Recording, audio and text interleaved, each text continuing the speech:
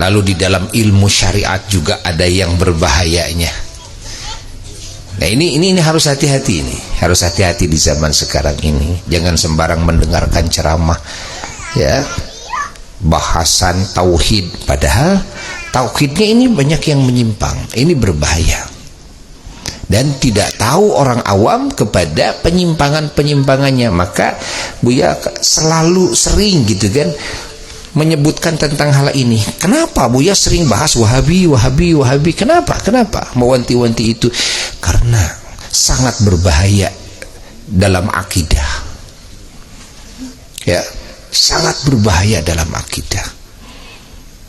Ingat, dan sangat membahayakan dalam membangun hubungan antara kita dengan sesama.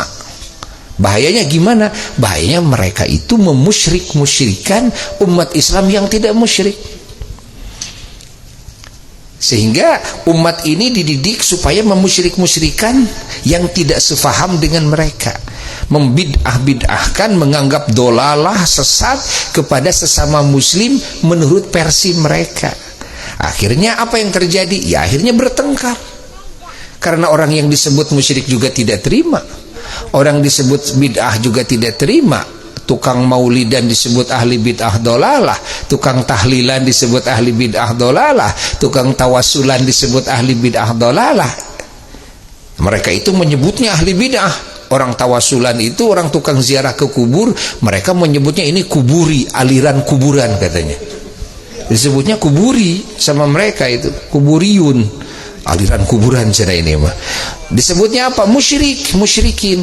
Kalau disebut musyrik artinya menurut versi mereka darah kita itu halal. Artinya dibunuh juga tidak masalah. Dirampas hartanya tidak masalah. Nah ini kan berbahaya sekali.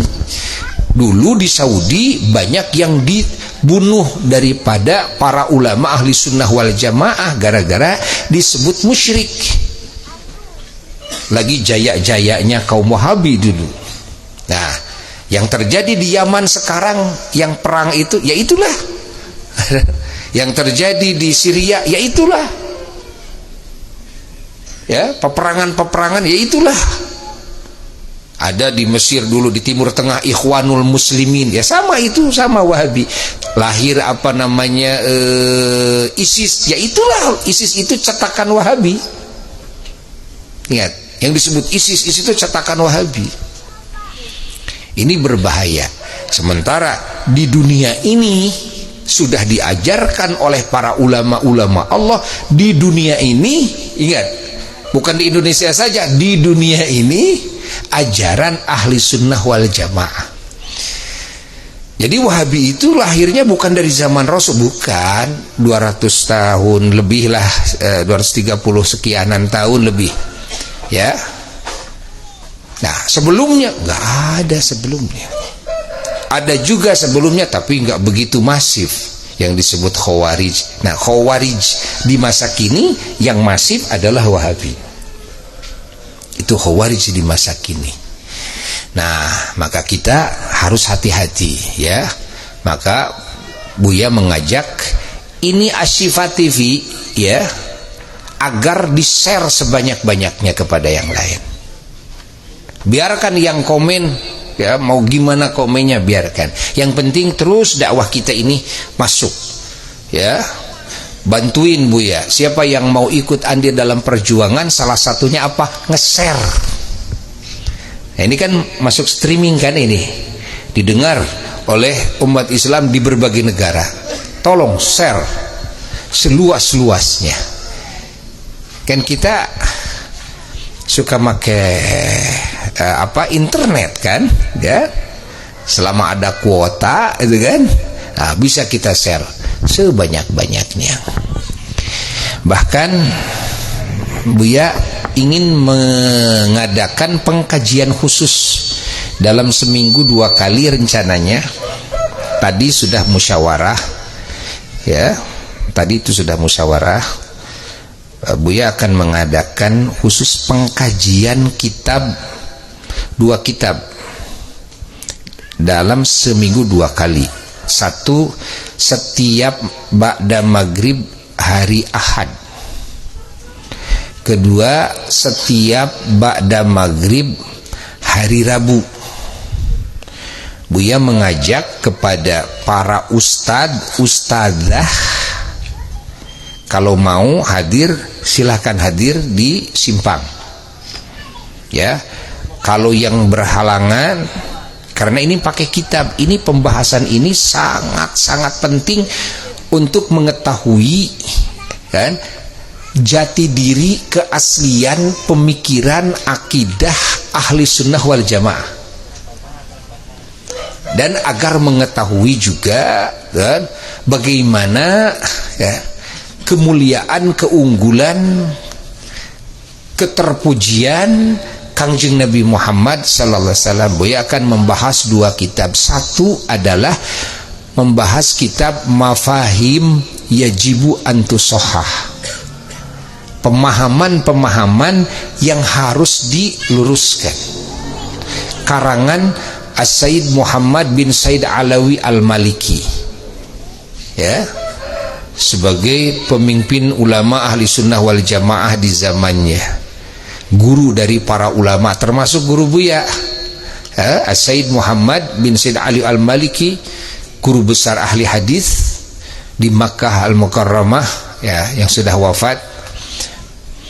Nah, dan kedua adalah Al-Insanul Kamil, ya, manusia sempurna. Ini menceritakan tentang kesempurnaannya Rasulullah sallallahu alaihi wasallam.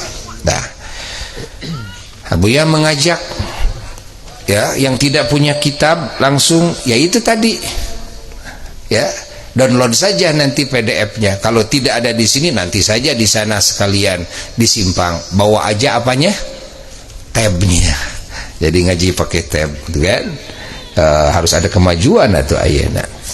Oh, sekarang kan zaman teknologi, gitu kan? Nah, zaman teknologi jangan ketinggalan. Anak-anak pesantren juga, gitu kan? Ngaji ayen mau pakai tab, ayen gitu kan? Kan gaya kan? Gitu. Jangan kalah sama anak kuliahan. Nah, ayo, siapa yang mau ikut bisa, tapi juga nanti pakai streaming juga. Ngajinya ba'da salat maghrib langsung ngaji, ya. Dan ngajinya ini ngaji ala para ustad, ala para ya santri-santri yang sudah kelas tinggi. Gimana ya? Jadi ngajinya nggak satu-satu tek bahas, tek bahas. Mungkin satu kali pertemuan bisa sekian lembar bahasnya. Ya, beda dengan ala yang masih belajar, kan harus satu kata. Tapi kalau yang sudah tinggi, wah gitu mah hebel teuing.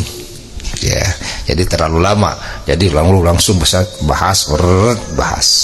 Itu nanti sekaligus juga di situ memberikan pelajaran juga, ya, untuk menambah wawasan dalam bahasa Arab.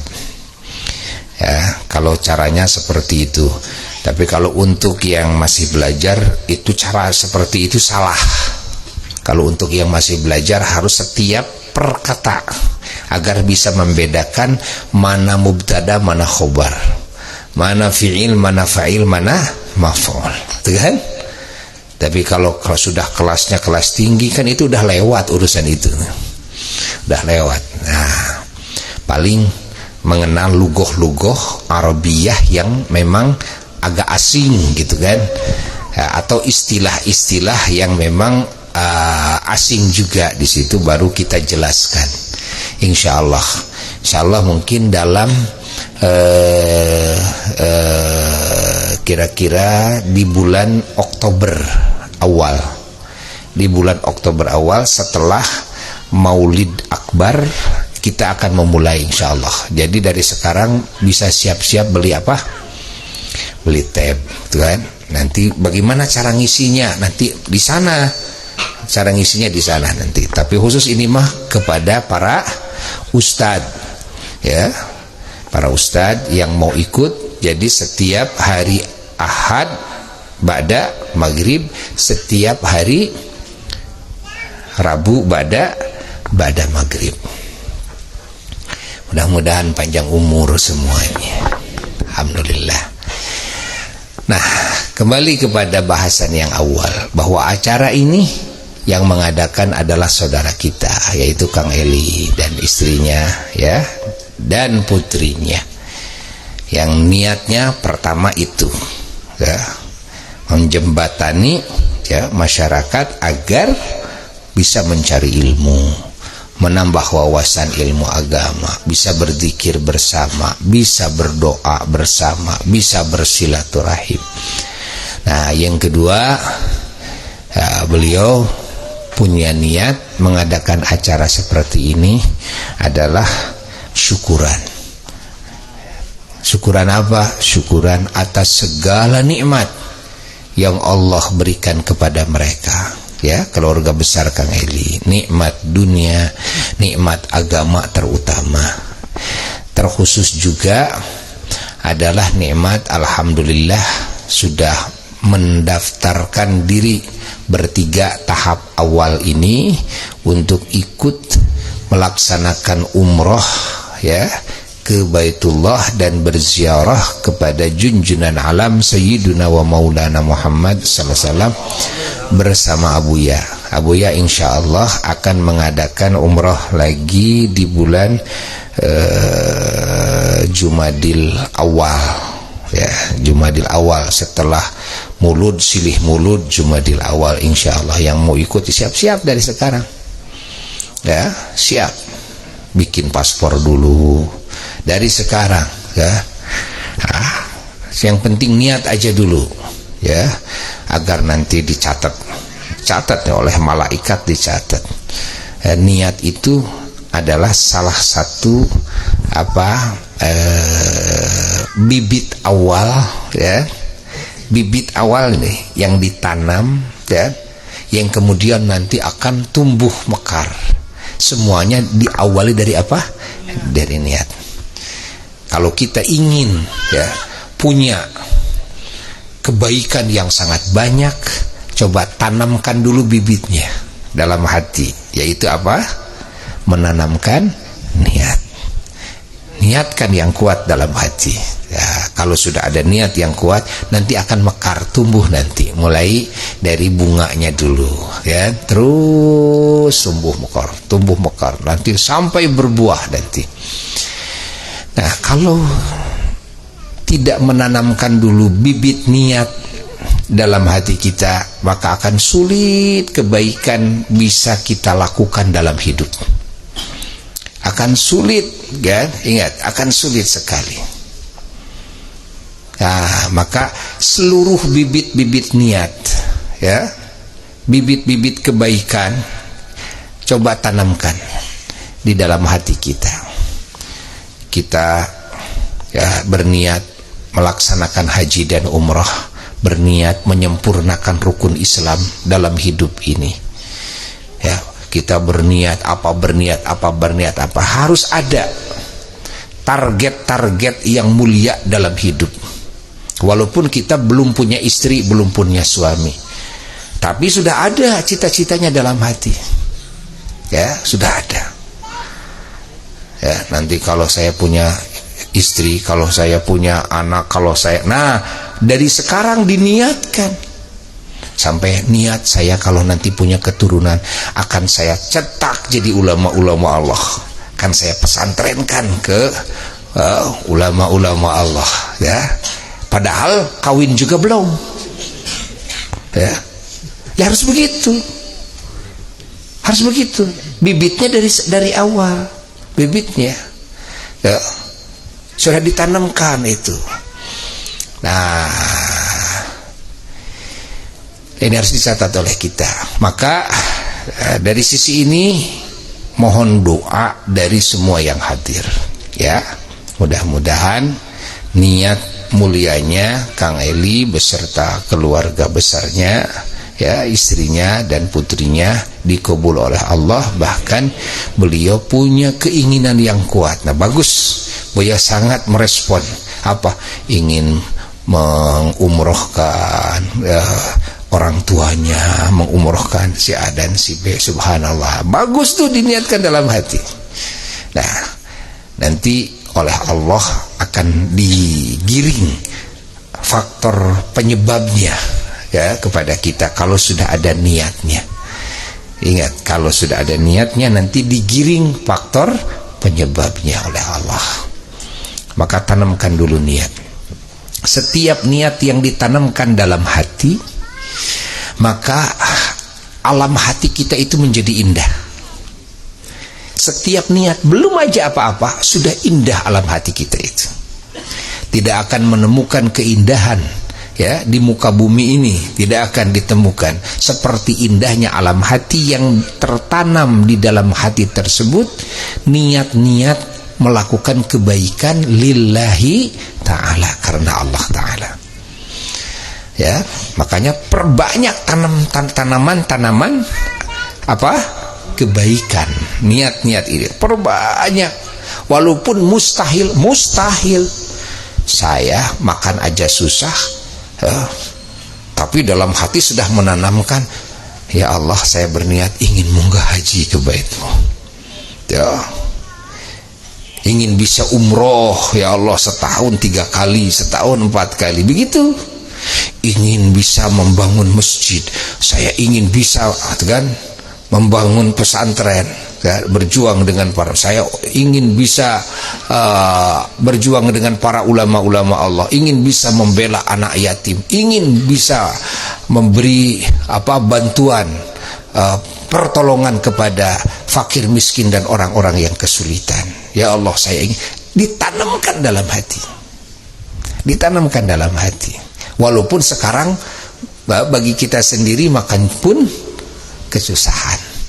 Nah, ingat, salah satu sebab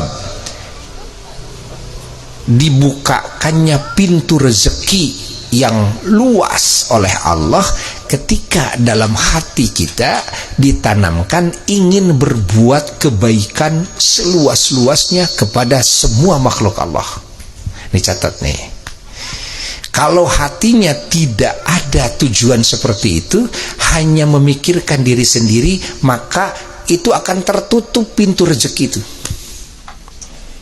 Akan tertutup, susah. Kalau dipertanyakan seperti ini, dipertanyakan, ya kamu buat apa banyak-banyak rezeki? Kan kamu makan kamu juga satu bakul nggak habis. Lalu minta rezeki banyak, uang banyak buat apa? Kan kamunya juga kikir. Ya, kamunya juga kikir. Nah, lalu buat apa? Jadi kalau dipertanyakan begitu kan kita susah, ya. Nah, berbeda dengan ketika hati ya sudah punya cita-cita ingin bisa berbuat kebaikan kepada banyak orang, ya. Maka dalam hati itu sifat dermawan akan tertanam. Sifat kikir akan hilang. Cita-citanya sudah seperti itu dalam hati itu. Maka nanti dibuka oleh Allah pintu rezeki, kan? Digelontorkan rezekinya. Begitu rezeki datang, kita buktikan, wujudkan sesuai dengan apa yang kita niatkan. Bantu fakir miskin, bantu tuh anak yatim, bantu mereka yang kesulitan, bantu tuh pembangunan masjid, pembangunan pesantren, ikut berjuang dengan ulama. Buktikan. Begitu kita buktikan, saat itulah kita menjadi manusia kepercayaan Allah. Kepercayaan siapa? Kepercayaan Allah. Kalau oleh Allah sudah dipercaya, disebutnya kalau dalam istilah hadis Nabi, aminullah fil ard. Ke dalam hadis nih, apa aminullah fil ard? Kepercayaan Allah yang ada di muka bumi. Kalau sudah jadi kepercayaan Allah, sudah seperti para wali Allah, gitu kan? Jadi seceduh matu saucap nyata. Para wali Allah banyak yang tidak punya apa-apa, tapi ketika orang ada yang minta tolong kepada beliau, hanya dengan satu kertak hati, gitu kan? Para wali Allah bisa menolong orang yang kesusahan. Padahal pribadinya saja kelihatan tidak punya apa-apa. Ini orang sudah dipercayai oleh Allah untuk menolong kepada sesama makhluk Allah Ta'ala. Nah, nanti dipercayai oleh Allah Ta'ala. Kalau kita semuanya untuk saya, kan? Kitanya kikir, lalu kita sama Allah minta rezeki yang banyak, ya kita tidak dipercaya oleh Allah. Ya, saya sentuh tong satu. Alhamdulillah, alhamdulillah, alhamdulillah, alhamdulillah, alhamdulillah.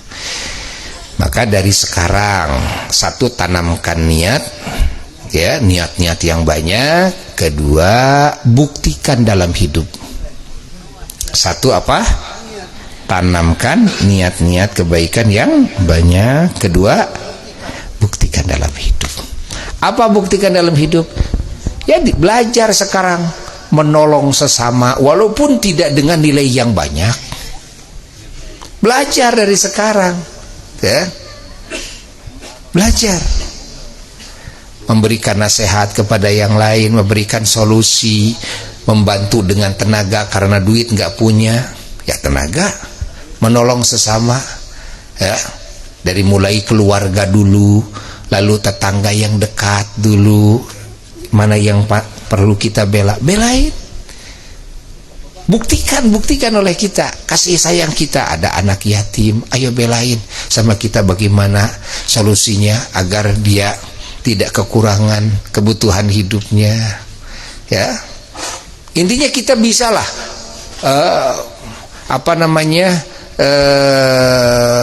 mengorbankan apa yang kita mampu, walaupun tidak sesuai dengan yang dibutuhkan, tapi sesuai dengan kemampuan kita, ya, korbankan oleh kita.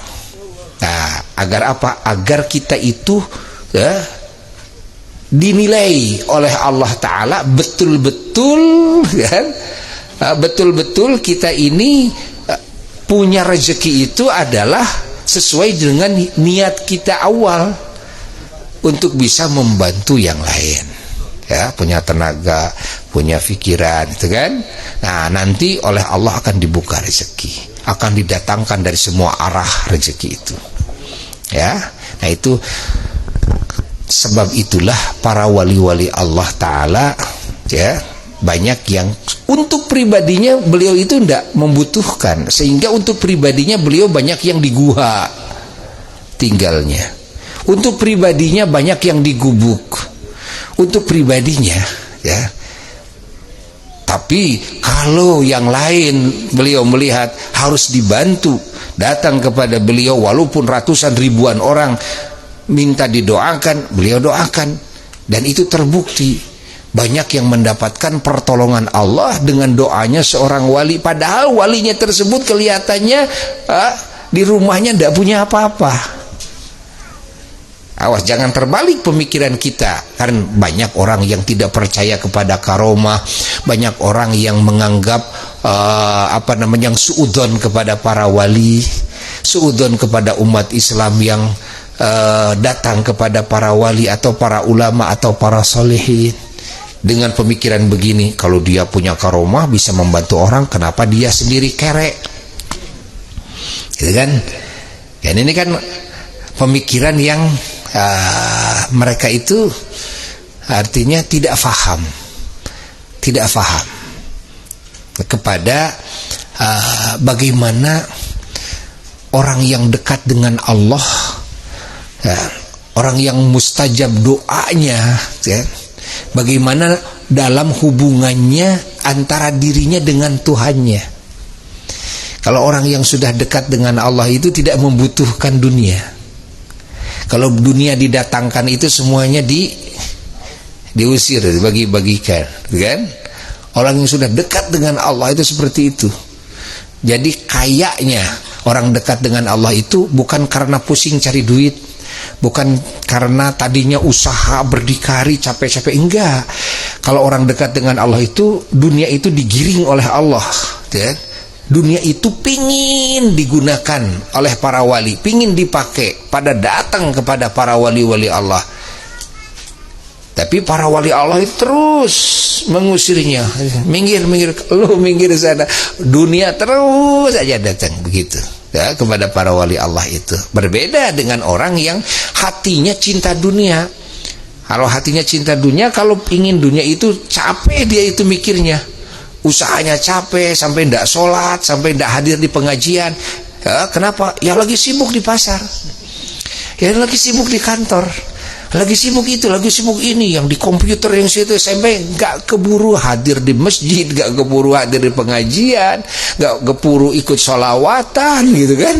Nah, kalau orang seperti ini lalu kaya, ya pantas lah.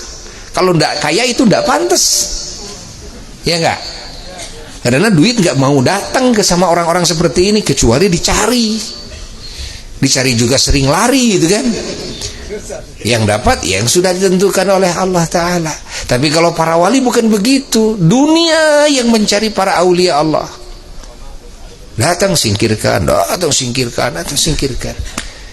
Ingat ya, seperti dongeng Nabi Sulaiman alaihi salatu wassalam. Kan Nabi Sulaiman nggak cari dunia, nggak cari kerajaan, tapi Nabi Sulaiman dikasih oleh Allah, ditundukkan itu rizki ya oleh Allah kepada Nabi Sulaiman alaihi salatu wassalam.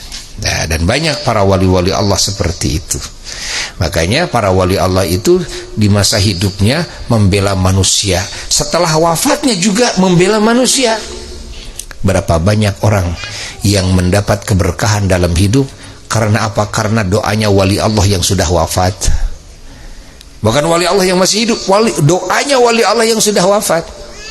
Datang ke kuburannya, dikabulkan doanya, hutangnya dilunasi oleh Allah, semua oleh Allah. Tapi barokah doa siapa? Doanya wali-wali Allah, kan? Karena orang yang di masa hidupnya sudah dicintai Allah, di masa hidupnya dikabulkan doanya oleh Allah, maka setelah matinya juga sama dikabulkan doanya oleh Allah. Kalau di masa hidupnya dia dikasih karomah yang luar biasa, setelah wafatnya ya sama, karomah itu tidak akan hilang setelah wafat. You understand? Are you the best crazy? You has? Alhamdulillahirrabbilalamin. Alhamdulillahirrabbilalamin. Alhamdulillah. Dan Buya doakan semuanya di sini ya, yang belum haji, belum umroh, semoga oleh Allah dikasih rizki, bisa menyempurnakan rukun Islamnya, bahkan bisa berkali-kali ya. Yang sudah juga terus ya, supaya oleh Allah dikasih bisa haji lagi, umroh lagi. Yang belum kawin di sini ya, yang sudah waktunya, tapi kalau belum waktunya jangan. Yang sudah waktunya ya, semoga oleh Allah cepat dijodohkan dengan jodoh yang baik urusan dunianya, baik urusan akhiratnya, yang dan bisa berdandan. Din agamanya, dun fulus. Dunnya itu dunianya, fulus gitu kan. Mau enggak ini neng ini punya suami yang wah agamanya bagus, tampangnya keren, tapi fulusnya tidak ada, nggak mau tuh kan. Jadi harus dan dun gitu kan. Dan apanya? Dandanannya wah keren. So, terus din agamanya, dunianya ya. Itu alah cek lalaki urang moal kapilih atuh euy. Tenang ya. Tenang. Sok wae sing rajin ngaji, rajin hadir dalam majelis ilmu. Buya insyaallah akan berdoa kepada Allah, dan ya memang dijalankan terus berdoa kepada Allah. Semua yang ikut ngaji di majelis Buya, semoga dunianya oleh Allah ya dikasih yang baik, dan akhiratnya juga dikasih kedudukan yang mulia. Itu doa Buya kepada Allah, semua yang ikut hadir dalam majelis Buya semuanya. Itu mudah-mudahan dikabul oleh Allah Ta'ala ya, bijahin Nabi Sallallahu Alaihi Wasallam. Lalu Kang Eli dan keluarganya semoga pada waktunya ya dilancarkan ya, pada waktunya disehatkan, pada waktunya juga dikabulkan segala yang ia cita-citakan dari segala kebaikan dunia dan kebaikan akhirat ya. Usahanya diberkahkan dan keturunannya disolehkan semuanya ya. Mudah-mudahan oleh Allah derajatnya ditinggikan dan dijauhkan dari segala musibah, dari segala malapetaka, dari segala fitnah. Dan ini Abah Habib Ahmad ya, kita doakan semoga beliau disehatkan oleh Allah, dipanjangkan umurnya oleh Allah, dan para ulama kita, para habib-habib kita itu perlu dengan keberadaan ulama dan para habaib di muka bumi ini, perlu dengan keberadaan para ulama dan para habaib ya, agar kita mendapatkan keberkahan terus ya. Kalau di alam dunia tidak ada ulama dan habaib, waduh, manusia itu semuanya akan gersang, semuanya manusia itu semuanya akan celaka, tidak akan ada keberkahan sedikit pun ya. Nah, keberkahannya umat di setiap masa adalah adanya para ulama dan para habaib di tengah-tengah mereka. Catat, adanya para ulama dan para habaib di tengah-tengah mereka. Nah, itu keberkahan bagi umat. Kalau ndak ada ulama, ndak ada habaib, kita ndak pernah ketemu ulama, wah celaka kamu ya, ketemunya dengan artis melulu ya, celaka kamu, apalagi dengan uka-uka itu kan, suka nonton uka-uka aja melulu ya, artinya bersahabatnya dengan uka-uka itu kan. Dari mana bisa dapat barokah kan? Makanya harus dalam hidup ini harus dekat dengan para ulama, dekat dengan para habaib gitu kan. Jelas? Nah, insya Allah didoakan sama Buya, kubul semuanya, kubul bisirril Fatihah.